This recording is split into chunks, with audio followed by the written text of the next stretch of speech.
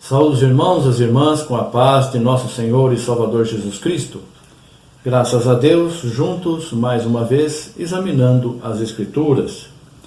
Nós vamos hoje meditar a respeito daqueles momentos que o Senhor Jesus passou quando ele estava sendo acusado, levado de um lado para o outro, perante o Sinédrio, perante Pilatos, perante Herodes. E aqui nós vemos no Evangelho de Lucas, capítulo 23, no versículo 8, do versículo 6 em diante, a palavra de Deus diz assim: Então Pilatos, ouvindo falar da Galileia, perguntou se aquele homem era galileu. E sabendo que era da jurisdição de Herodes, remeteu-o a Herodes, que também naqueles dias estava em Jerusalém. E Herodes, quando viu a Jesus, alegrou-se muito, porque havia muito que desejava vê-lo, por ter ouvido dele muitas coisas, e esperava que lhe veria fazer algum sinal. Interrogava-o com muitas palavras, mas ele nada lhe respondia. E estavam os principais dos sacerdotes e os escribas, acusando-o com grande veemência. E Herodes, com seus soldados, desprezou-o, e escarnecendo dele, vestiu-o de uma roupa resplandecente e tornou a enviá-lo a Pilatos. E no mesmo dia Pilatos e Herodes, entre si, se fizeram amigos, pois dantes estavam em inimizade um com o outro. Então nós vemos aqui que Pilatos, ele a princípio não queria condenar Jesus, ele não via nada em Jesus que justificasse a condenação de Jesus. Então ele queria se livrar daquele problema sem ter peso na sua consciência, porque ainda que não acreditasse em Deus, ainda que fosse ímpio, ele tinha ainda a sua maneira de viver, ele tinha ainda os seus cuidados com a sua consciência. E aí ele soube que Jesus era galileu, então mandou para Herodes. Herodes ficou muito alegre porque ele tinha ouvido falar muito de Jesus e queria ver se Jesus fazia algum milagre, algum sinal na presença dele, como se isso fosse um circo, fosse uma festa, fosse uma coisa para ficar se mostrando ao mundo. E muita gente ainda é assim hoje, irmãos. As pessoas buscam em Jesus Cristo milagres, sinais, maravilhas, e querem ver e querem ser abençoados dessa forma. Mas o Senhor Jesus não veio aqui para fazer isso, veio salvar a humanidade. E como que é a salvação que o Senhor Jesus preparou? Ele deixou para nós o caminho. Se nós quisermos alcançar essa salvação, que Ele graciosamente nos dá, pagou um preço muito alto pela nossa salvação, nós temos que observar aqueles mandamentos que Ele nos deixou. Não aqueles 10 mandamentos deixados por Deus através de Moisés. Aqueles mandamentos, a lei, a palavra fala, apenas mostrou o pecado, mas não nos livrou dele. Mas o Senhor Jesus Cristo nos livra dos pecados. Então ali pela lei nós vemos os pecados. Quais são os pecados? Matar, roubar, enganar, adulterar e tudo mais, né? Todas as obras carnais, que são lá também mencionadas em Gálatas. Nós vemos então que o Senhor Jesus Cristo nos disse: todo aquele que crer em mim nunca morrerá. Quem tem sede, venha a mim e beba, eu darei de graça da água da vida. Então nós temos que entender essas coisas que não são materiais, são espirituais. Se eu tenho vontade de ver justiça, se eu tenho vontade de ver o amor prosperando e vencendo, se eu tenho vontade de ver as bênçãos de Deus e ver a verdade sendo glorificada e louvada, tem que começar por mim. Eu vou buscar. As pessoas costumam dizer assim: o mundo está terrível, o mundo ninguém aguenta mais, o mundo como que está, olha que coisa terrível, como o mundo está. Não olha para o mundo não, olha para a tua vida, veja você, como você está. Como que você está no teu coração, no teu relacionamento com Deus? Quer consertar o mundo? Comece com você. Comece com você, com a tua vida, sem ficar olhando o defeito dos outros. Veja você o teu porte, o teu proceder. Aqui as pessoas não estavam nem aí. Aí depois ele desprezou Jesus e escarneceu dele, deu, você é rei, deu uma roupa toda brilhante para ele lá, uma roupa resplandecente, e mandou de volta para Pilatos. E aí os dois que estavam em desavença, estavam com inimizade de um para com o outro, o que aconteceu? Por causa de Jesus, os dois zombando de Jesus, escarnecendo de Jesus, se tornaram amigos. Os inimigos de Jesus se tornam amigos entre si, ainda que sejam inimigos, mas para combater os cristãos, aqueles que são inimigos dos cristãos, ainda que sejam inimigos entre si, se unem. Por isso que vai haver essa união de líderes aí, de denominações. Não vai ser união de igrejas. Igreja só tem uma, que é do Senhor Jesus Cristo. Não tem como unir igreja, as igrejas vão unir. Não vai acontecer isso. Só existe uma, como é que vai? Ela não está dividida. A igreja verdadeira não está dividida. E quem é a igreja? Aquele que faz a vontade de Jesus. Eu sou a igreja, você é a igreja. Se você está dividido comigo, ou eu com você, alguém está errado. Porque a igreja não tem divisão. Por isso que nós precisamos entender exatamente o que é uma coisa e o que é outra. Você muitas vezes pode estar numa denominação, está infeliz na sua denominação, ou acha que é só a sua denominação que salva. Denominação não salva ninguém. E está vindo aí uma coisa muito terrível no mundo, viu? Os irmãos estejam cientes, o Senhor mostrou para mim, e vai ser um colapso total, tanto na parte material quanto na parte espiritual, e uma parte vai influenciar a outra, e vai ser uma coisa terrível que vai acontecer, que vai fazer com que todas as pessoas percam a fé, percam a confiança em Deus, e se afastem dos caminhos de Deus, ainda que continuem nas igrejas e façam lá seus votos e suas orações, mas as pessoas não vão sentir mais a presença de Deus. Se nós não perseverarmos em praticar a verdade, o bem, amarmos o nosso semelhante como o Senhor Jesus Cristo nos amou, a pessoa que não fizer isso vai deixar de sentir a presença de Deus, vai deixar de estar na presença de Deus. Então vai se socorrer de quê? Das coisas materiais. E aí vai ser um engano.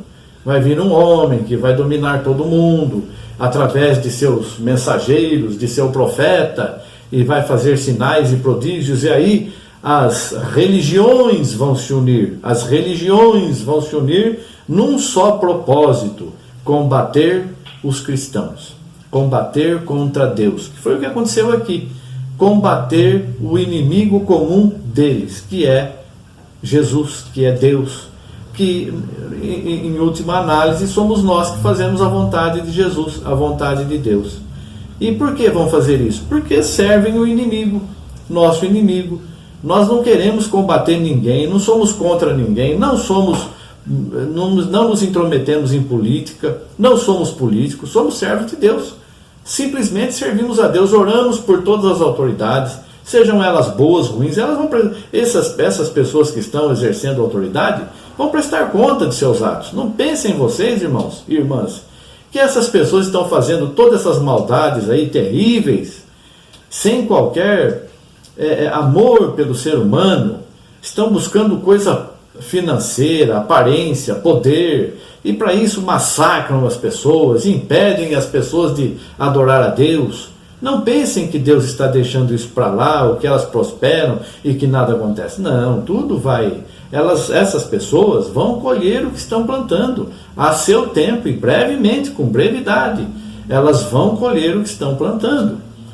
Porque nós odiamos, nós estamos amaldiçoando? Não, de forma nenhuma. Isso é uma profecia do Senhor Jesus Cristo, é uma lei. Tudo que o homem ceifar, plantar, isso ele vai colher, isso ele vai ceifar. Então, não faz acepção. Tanto o que serve como o que não serve, o que crê como o que não crê. Tudo que nós fizermos, seja por palavras ou por obras, nós vamos dar contas.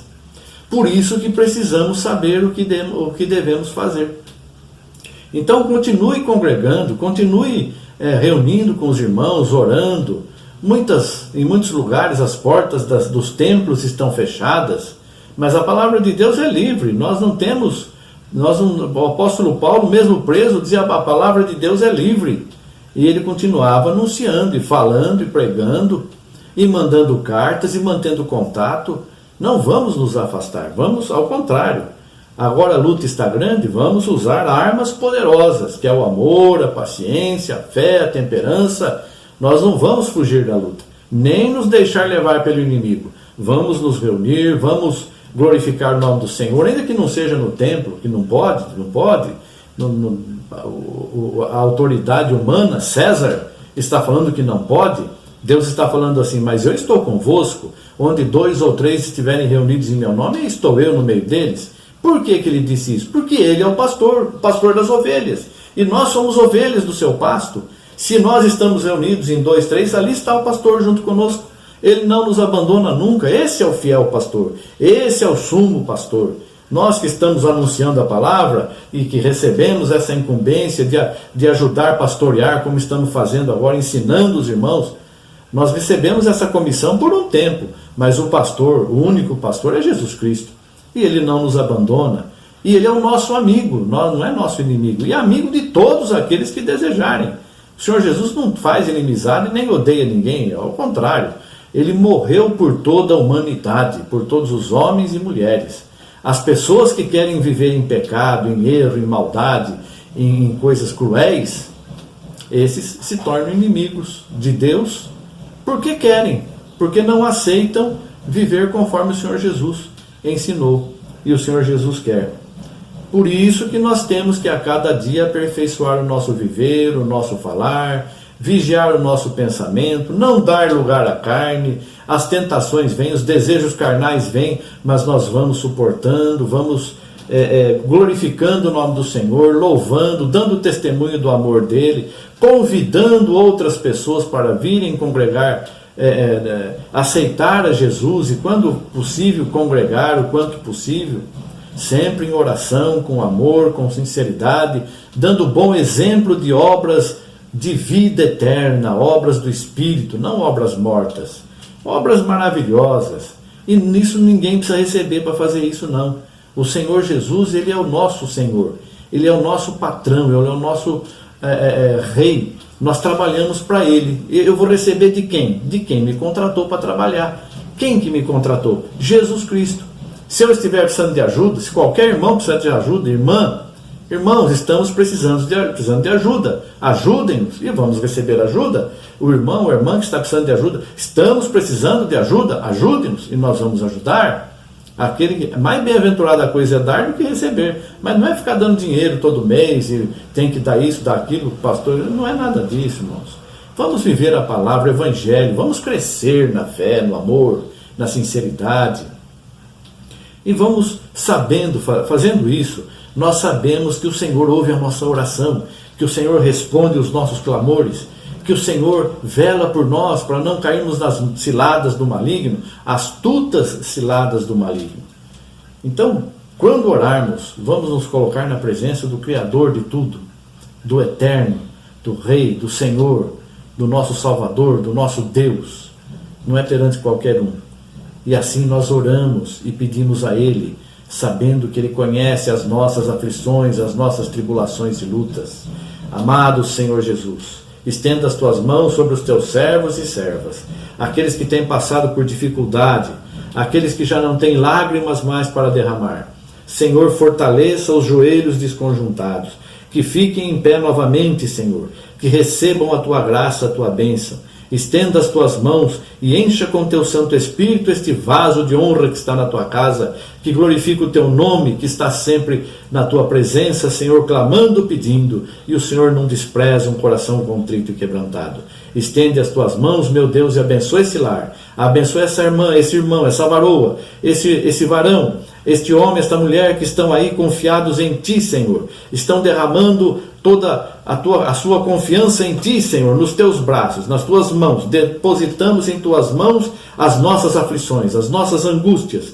E, Senhor, rogamos que nos abençoe. Dê solução, cura das enfermidades, solução dos problemas. Abençoe a nossa vida espiritual, a nossa vida material. Livra-nos do erro, do engano, da mentira, do medo, do pecado. Livra-nos, Senhor Jesus Cristo.